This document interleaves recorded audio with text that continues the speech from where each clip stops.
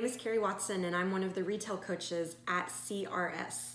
And today I am talking about initial markup, or IMU. And I challenge my retailers to track IMU and just go on this journey with me while I kind of review it. So IMU, if you're unaware, is the full price of the product that you have minus the cost divided by the full price of the product. I call IMU the in the door margin compared to MMU, or maintained markup, which is out the door margin, which I'll discuss in a second, or in my next video actually. And IMU is a great way for us to measure the full potential of the margin that we can make out of a product. So let's say that we get a product for $40 at cost, and it has an MSRP, or a full price, of $80. That gives us, after we do the math, 80 minus 40 equals 40 divided by 80, and that gives us 50%. So we get to keep 50%, potentially we get to keep 50% of that $80, which is 40 bucks. And that's great and dandy. And from the top line, our IMU is 50%. Well, what happens if we start challenging the status quo?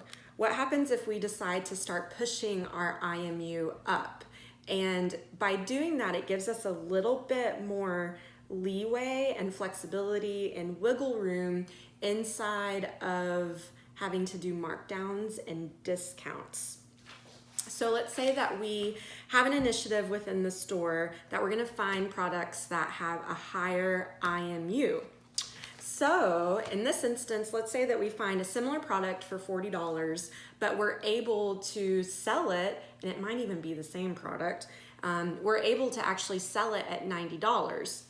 And so we've got $50 of margin divided by 90, and all of a sudden we get 55.555555, or 55.6. And we found a 5% increase in this product of initial markup. And sure, in this case, a switch from $40 of margin to $50 of margin, it doesn't sound like that much money, but I always try to think of what this would look like if I take it to the big picture. And let's say that you have an $850,000 store, which that's good job for having that kind of store. And let's say that you find an extra 5%, 5.5555% inside of your initial markup. Well, once you do the math, that's a swing of $42,000 extra that you get to keep out of those hard-earned sales of $850,000. So ask yourself, is $42,000 worth the effort to try and increase my IMU a few percentage points? I think so. So challenge yourself today, and yeah, stay tuned. I've got another video on maintained markup coming up.